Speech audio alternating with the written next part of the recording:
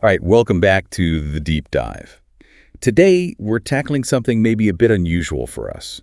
Yeah, instead of a big report or, a dense academic paper, our source is just one single web page. Exactly. It's the Amazon product listing for the Razer Viper V3 Pro wireless esports gaming mouse. But don't let that fool you. These product pages, especially for this kind of high-end gaming stuff, they're packed. You've got the slick marketing, the hard tech specs, and then, crucially, all that user feedback. Right. The good, the bad, the messy, real-world stuff. So our mission today isn't just to read the page. We want to kind of unpack the story Razer's trying to tell here. Figure out what really matters, what's hiding between the lines, and basically, does this page give you, the listener, what you need to know? Like, what is this thing? Who's it really for? And is it actually worth the hype? We'll pull apart the marketing claims, look at the numbers, see what users are saying, the price, even some of the less obvious bits like those protection plans they offer. Yeah, and the sustainability stuff too. It's all there if you look close enough. Okay, so let's start right at the top. How does Razer introduce this mouse? What's the immediate vibe they're going for? Oh, it's loud and clear. Esports. Right away, esports gaming mouse. They hit you with trusted by champions, designed in collaboration with world-class esports pros. Yeah, the message is totally unambiguous. Peak performance, high-level competition. And they really don't pull any punches. The description actually calls it the GOAT of wireless esports mice. The GOAT. Greatest of all time. That's a statement. It really is. It tells you they're not just selling like a peripheral, they're positioning this as a must-have competitive tool. Which, sets a pretty high bar for the actual features, right? If you're calling it the GOAT, you got to back that up. Exactly. That bold claim kind of forces them to showcase some serious tech specs. Otherwise, it's just, marketing fluff. Okay, so let's dive into those specs. Where do they start? What's the headline feature they push? Weight. It's everywhere. 55G ultra lightweight design. Right. 54 grams for the black one, 55 for the white. They make a big deal out of it. And they should, because compared to others, even their own models on the same comparison chart, it's pretty dramatic. Yeah, I saw that. The Death Adder V3 Pro is, 64 grams? The Viper V3 Hyperspeed is 82G. Even something popular like the Logitech G305, it's listed in pounds but works out to around 95 grams. So 55G isn't just light, it's extremely light. So the thinking there is less weight equals faster movement, less fatigue. That's the pitch. For players making tiny, rapid adjustments constantly, shaving off every possible gram could mean quicker flicks, less inertia to fight against. It's purely performance-driven. Makes you wonder if they sacrificed anything else for that lightness, like durability or battery, maybe. That's the million-dollar question, isn't it? We'll have to see if the reviews touch on that. But beyond weight, what else screams GOAT? The sensor, probably? Yeah, the Focus Pro 35K optical sensor Gen 2, 35,000 DPI. Which is a huge number, probably way more than most people would ever realistically use. But the detail that catches my eye is the 1 DPI step adjustments. It's a super granular control. For the tweakers. Exactly. It caters to that pro mindset of fine-tuning everything. Plus, they mention it tracks on more surfaces, like glass, which is just a practical bonus, I guess. Okay, high DPI is one thing, but getting that info to the PC super fast is another. They talk a lot about polling rate. Oh, yeah. 8,000 hertz hyperpolling technology combined with their Razer Hyperspeed wireless. So 8,000 times a second it's reporting its position. Right. Compared to the usual 1,000 hertz. Right. 8 times faster. The claim is flawless wireless performance, basically minimizing any kind of input lag. They even mention an optimized dongle design. Which you probably need, right? Yeah. Pushing that much data wirelessly sounds tricky. Definitely. It suggests that they're pushing the absolute boundaries of current wireless tech for mice. It's all about speed. And that speed needs fast clicks to match. Yeah. What about the switches? They're using their optical mouse switches Gen 3. These use light beams, so actuation is almost instant. They claim 0.2 milliseconds with no debounce delay. Right. Debounce is that little delay mechanical switches need to avoid accidental double clicks. Exactly. Optical switches inherently get rid of that. Yeah. So again, it's about speed, but also durability. They rate these for a 90 million click life cycle. Which is a lot. It is. The comparison chart shows the Viper V3 Hyperspeed's mechanical switches are rated for 60 million, so 90 million is presented as a significant step up in longevity. Okay, speed, precision, durability. But running an 8,000 hertz connection, and that sensor must use some juice. Battery life. Ah, yes. The headline claim is up to 95 hours of battery life. Sounds great. But there's always a but. But the comparison table clarifies that the 95 hours is at 1,000 hertz polling. Uh-huh. Okay, so there's the trade-off. You want that blazing 8,000 hertz speed. You're probably not getting anywhere near 95 hours. That's a key piece of info that's not in the main marketing splash. We'll definitely need to check the user reviews on that one. Good catch. They also mention 8 programmable buttons and asymmetrical shape. Pretty standard stuff, but relevant. Yeah, symmetrical is common in esports mice. Works well for claw and fingertip grips, which are popular in competitive play. Programmable buttons are just expected for customization. It all reinforces that competitive focus. And then there's the software side, Razer Synapse. Right. This shows the depth of tweaking they expect. You can adjust for angled grips, set up dynamic sensitivity based on movement speed, even import your old DPI settings easily. So it's not just hardware, it's a whole tuning system. Pretty much. They expect you to really dial it in. What else comes in the box? Besides the mouse, obviously. You get the mouse, the essential hyperpolling wireless dongle for that 8,000 hertz, a USB-A to C cable for charging or wired mode, the usual info guide, and Razer mouth grip tape. Grip tape. Interesting. Why include that? Good question. Maybe the standard finish is a bit slick for some, or maybe with such a light mounts, they figure some ultra-competitive players will want that extra bit of tactile security for really aggressive movements. It's a small thing, but it kind of speaks to that hardcore user again. Definitely. And speaking of hardcore users, they also show off other Razer gear in a For the Pro section. Right, the keyboard, headset, glass mouse mat, the whole ecosystem. Yeah, the Deathstalker V2 Pro, Black Shark V2 Pro, Atlas mat. It's the classic ecosystem play. Buy the mouse, maybe you'll buy the matching set. Makes sense. Okay, let's talk money. The big question. What does the GOAT cost?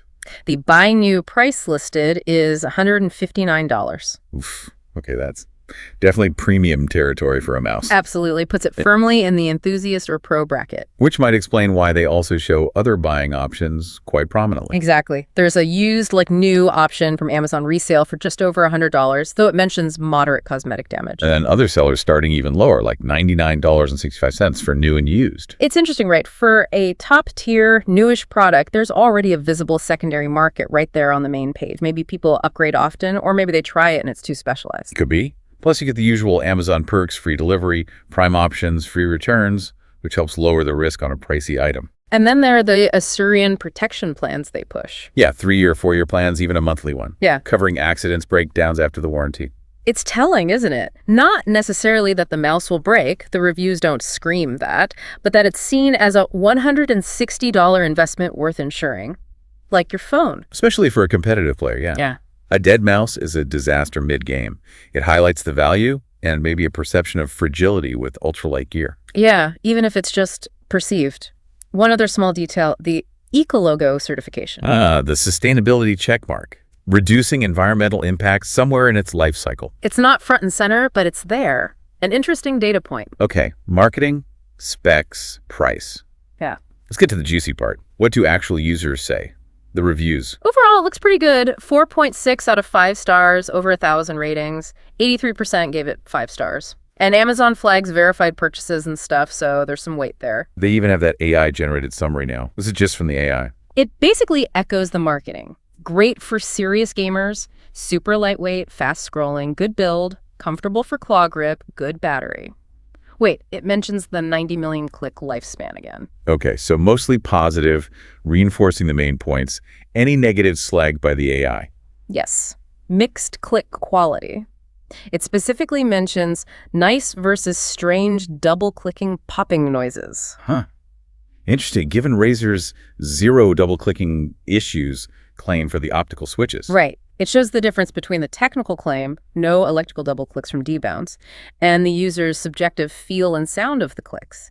Some people clearly don't love how they actually feel or sound. That's where digging into individual comments is key. What do people say about using it for gaming?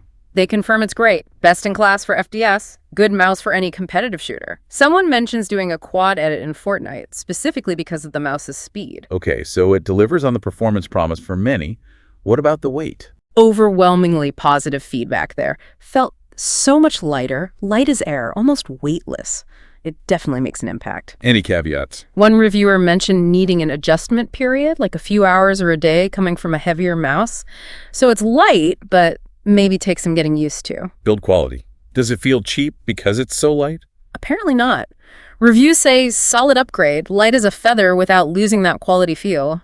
Someone even contrasts its solid skates favorably against another mouse's supposedly scratchy ones. High-end users notice that stuff. And response time. Does the 8,000 hertz feel different? Seems so. Response time of the clicks was faster, very sensitive, ideal for fast-paced gaming, lightning fast 8,000 hertz, pinpoint accuracy. One person said they had to turn the sensitivity way down initially. Okay, so very responsive. Comfort seems generally good too. Yeah, very pleasant, incredible performance, feels perfect, incredibly comfortable, especially for those claw and fingertip grips. Someone with small hands called it a perfect fit. All right, now let's circle back to that battery life question. What do the reviews say about running it at 8,000 hertz? Bingo! This is where the trade-off hits. While some say battery is pretty good overall, or lasts a week or two at lower polling rates like 2,000 hertz, there's specific negative feedback saying it suffers from poor battery life at 8K hertz. So the spec sheet implication is confirmed by users. Max performance equals significantly faster battery drain. Gotcha. So that 95-hour figure needs a big asterisk. Any other recurring complaints?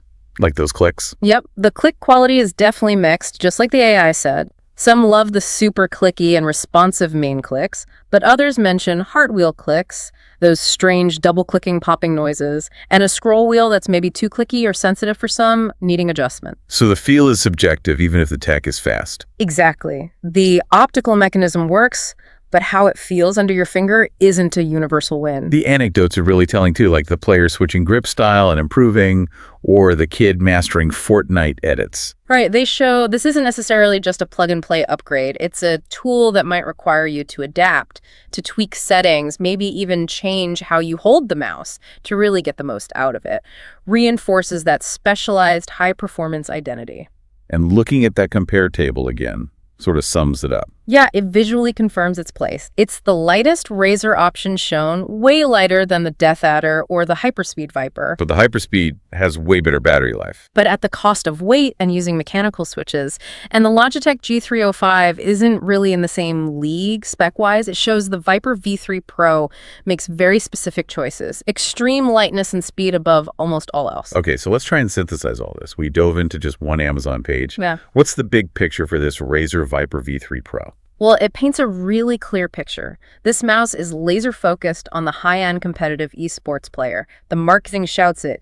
GOAT, trusted by champions. And the specs back it up mostly. Yeah. Extreme lightness, super high DPI with fine control, that crazy 8,000 hertz polling, fast optical switches. Yeah, bleeding-edge tech. And crucially, the user reviews mostly seem to confirm that this stuff translates to real performance benefits in-game.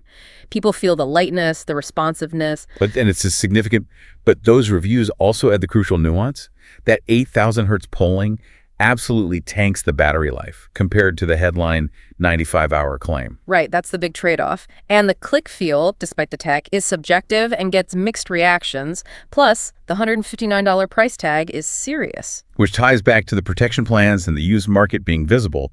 It's treated like a significant specialized investment. And the software focus and user stories show it's for people willing to really dial things in, maybe even adapt their style to chase that peak performance. It's not really for casual use. So the Amazon page, when you look at everything, marketing, specs, reviews, pricing, even the little details, tells a pretty complete, if complex, story. It's a specialized weapon for a specific kind of digital warrior. Exactly. It shows how much info is actually embedded in these listings if you piece it all together. So here's a thought to leave you with.